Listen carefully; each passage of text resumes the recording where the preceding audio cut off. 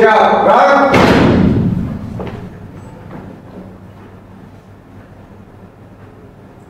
Lapor, Taruna-Taruni jumlah 30 orang, siap, laksanakan kegiatan. Laksanakan. Berdoa, mulai.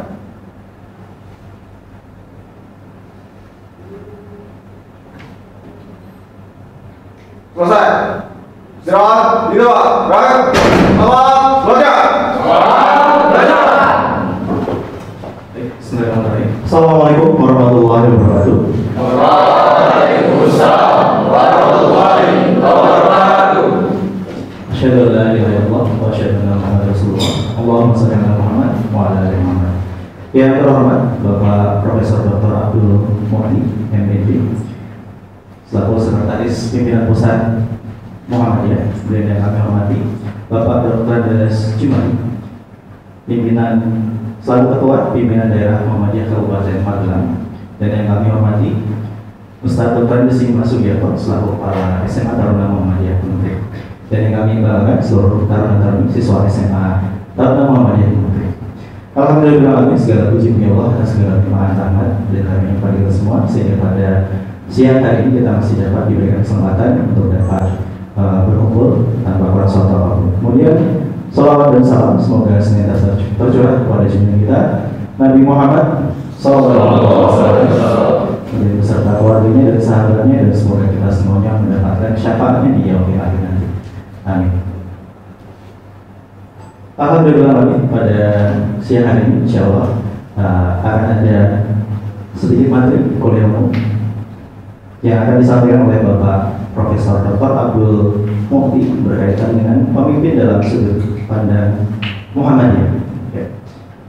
Sebelum acara kita lanjutkan, perkenalkan saya selaku pembaca untuk membacakan susunan acara. Acara yang pertama itu pembukaan, kemudian sambutan atau prakata singkat dari Bapak Kepala SMA Taruna Muhammadiyah Gunung, kemudian dilanjutkan dengan materi kuliah umum oleh Bapak Profesor Dr. Abdul Muhti, dan dilanjutkan dengan penutup.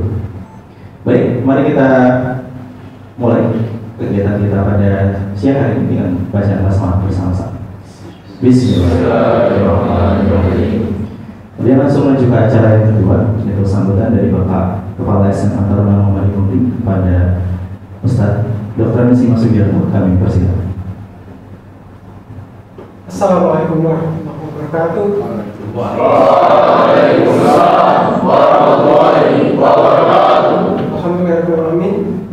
Hari ini kalian semuanya berhadapan dengan tokoh-tokoh hebat baik daerah maupun pusat, yang keduanya punya pengalaman dan jam terbang tinggi di dalam berorganisasi, yang kemudian sampai hari ini memimpin umat, dan itu perlu belajar dan pengalaman. Kalian sekarang yang memulai start untuk berlatih organisasi, silakan perhatikan baik-baik apa yang disampaikan oleh Bapak Profesor Dr. Abdul Muhti, MED, bukan MPD ya. Kalau MPD itu produk Indonesia, kalau MED itu produk Australia. Ya. Saya kira saja. Assalamualaikum warahmatullahi wabarakatuh. Waalaikumsalam warahmatullahi wabarakatuh. Terima kasih kepada Bapak Dr. Desi Masugiarto selaku Kepala SMA Taruna Muhammadiyah Gunung yang sudah memberikan sambutan. Acara berikutnya yaitu kuliah umum yang akan disampaikan oleh yang terhormat Bapak Profesor Dr. Abdul Muhti, MD. Pada Bapak Profesor Dr. Abdul Muhti kami persilakan. Terima kasih. Assalamualaikum warahmatullahi wabarakatuh. Waalaikumsalam warahmatullahi wabarakatuh. Alhamdulillah, wassalatu wassalamu ala Rasulillah, la haula wala quwwata illa billah, amma ba'd. Yang terhormat Pak, saya memanggilnya Pak Kiai Haji Jumari, Ketua PDM Kabupaten Magelang, kemudian Pak Bima, Kepala SMA Taruna Muhammadiyah, dan moderator anak-anakku sekalian, para taruna dan taruni calon pemimpin bangsa yang saya cintai, saya banggakan. Nyambung yang saya sampaikan tadi, pada kuliah umum ini saya ingin menyampaikan firman Allah dalam surah Al-Baqarah ayat 147. Ya, di situ dijelaskan tentang kisah bagaimana Allah itu mengangkat Tolut sebagai pemimpin Bani Israel. Kita ketahui di dalam kisah Al-Quran itu, setelah Nabi Musa alaihissalam itu wafat, bangsa Bani Israel minta supaya diangkat pemimpin, dan Allah mengangkat Tolut sebagai pemimpin bagi mereka. Ketika Tolut itu diangkat, Bani Israel ini protes. Bagaimana engkau mengangkat seorang pemimpin yang dia itu bukan dari kalangan orang-orang yang terhormat dari golongan kami, kira-kira bukan dari golongan ningrat. Kalau dalam istilah populer, bukan dari noble family atau bukan dari golongan yang berdarah biru. Bagaimana mengangkat pemimpin dari orang yang bukan dari kalangan ningrat? Yang kedua juga diprotes, kenapa juga mengangkat Tolut yang bukan dari kalangan orang-orang kaya di antara kami, bukan dari kalangan konglomerat, kira-kira begitu. Tidak ningrat dan tidak konglomerat. Tapi mengapa oleh Allah Tolut itu dipilih sebagai pemimpin bagi Bani Israel? Jawabannya ada di dalam Al-Baqarah 247, nanti ada baca setelah acara ini. Karena Allah memberikan kepada Tolut itu kelebihan, wajah. Allah memberikan kepada dia kelebihan. Kelebihan yang dimiliki apa? Bastotan fil ilmi wal jismi. Bastotan fil ilmi wal jismi itu artinya seorang yang dia itu punya ilmu yang luas. Jadi kalau saya baca di dalam tafsir, bastotan fil ilmi itu adalah orang yang punya ilmu yang luas. Dalam istilah lain bisa kita sebut sebagai knowledgeable person, orang yang memang dia punya pengetahuan dan wawasan dalam berbagai bidang. Dalam teori leadership sekarang ini, knowledgeable person itu disebut sebagai general knowledge ability, pengetahuan dasar yang memang harus dia dimiliki untuk seorang itu menjadi pemimpin. Jadi kenapa Tolut itu dipilih oleh Allah menjadi pemimpin bagi Bani Israel? Itu karena dia orang yang knowledgeable, orang yang punya wawasan yang luas, pengetahuan yang luas, dan orang yang serba tahu, bukan orang yang serba tidak tahu. Yang kedua adalah bastotan fil jismi. Kalau saya baca di dalam tafsir, bastotan fil jismi itu artinya orang yang punya kekuatan fisik. Pemimpin itu fisiknya harus kuat. Walaupun fisik yang kuat itu tidak harus tinggi besar. Ya. Saya bilang begitu bukan karena saya tidak tinggi dan tidak besar. Bukan karena Pak Jumali tidak besar. Tetapi orang yang fisiknya kuat. Karena kalau Anda perhatikan, pemimpin besar itu tidak selalu fisiknya itu tinggi dan besar, tapi fisiknya kuat.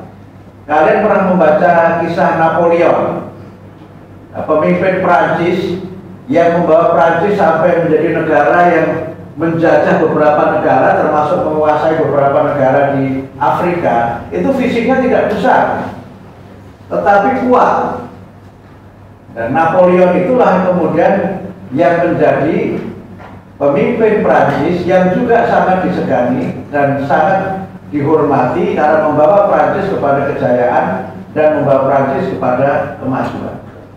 Ya, pemimpin-pemimpin besar, Anda tahu Pak Habibie. Pak Habibie itu secara fisik juga tidak tinggi dan tidak besar, tapi fisiknya kuat. Itu putra Indonesia pertama yang berprestasi di Jerman, di kampus di Jerman itu. Kemudian, mohon maaf saya, Pak Yusuf Kala. Anda sudah pernah ketemu Pak Yusuf Kala belum? Belum ya? Nah, nanti suatu saat bisa dihadirkan di sini. Itu juga fisiknya ya kira-kira dengan saya dengan Pak Jumari itu juga tidak jauh beda. Tapi punya kekuatan yang prima, punya kesehatan yang kuat, sehingga karena itu maka syarat seorang pemimpin itu harus orang yang kuat.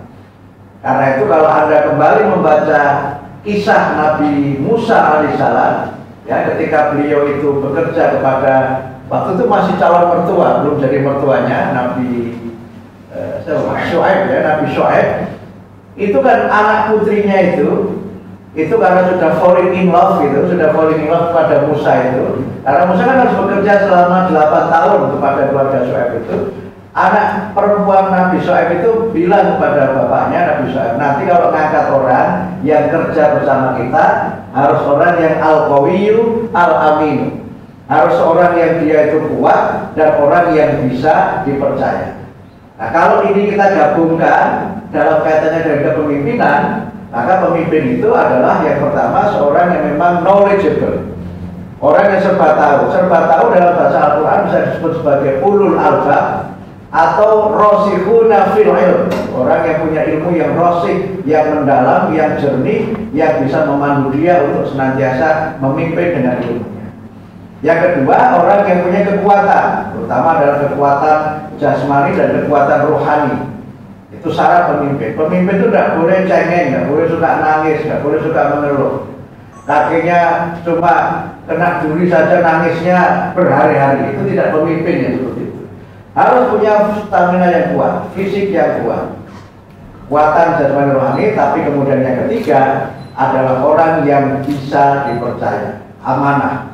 Jadi pemimpin dan kepemimpinan itu kuncinya adalah trust, amanah. Kalau kita itu bisa menjadi orang yang dipercaya, insya Allah kita akan sukses menjadi pemimpin, dan kita akan menjadi pemimpin yang dihormati, pemimpin yang dicintai, karena kemampuan kita di dalam memimpin, karena kemampuan kita di dalam membawa organisasi atau membawa masyarakat mencapai keberhasilan dan kesuksesan. Saya kira begitu, 10 menit Pak Jumali ingatkan saya, karena saya harus segera kembali ke Jakarta. Saya belum punya pesawat pribadi, dari Al-Fiqur pesawat komersial, jadi segera ke Jakarta, mudah-mudahan bisa sampai di tujuan dengan selamat. Karena saya nanti malam di rumah semalam, tapi besok sore saya harus kembali, sudah harus kembali, tugas lagi, saya akan ke Austria untuk selama 5 hari.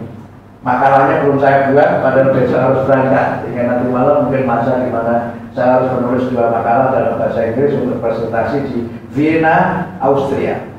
Saya kira demikian. Mudah-mudahan saya bisa bertemu lagi dengan Anda sekalian, para taruna dan taruni Muhammadiyah calon pemimpin bangsa. Terima kasih. Wassalamualaikum warahmatullahi wabarakatuh. Waalaikumsalam warahmatullahi wabarakatuh.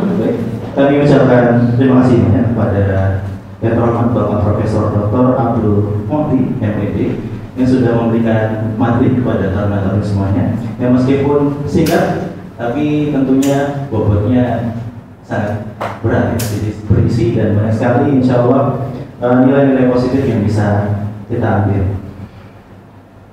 Dan ini berhubung berkaitan dengan agenda dari Bapak Profesor Dr. Abdul Muhti yang tentunya sangat padat ya dan waktunya terbatas, maka kita sudah sampai di penghujung acara. Mudah-mudahan dengan adanya acara ini bisa mendatangkan manfaat yang banyak khususnya bagi taruna-taruni semuanya.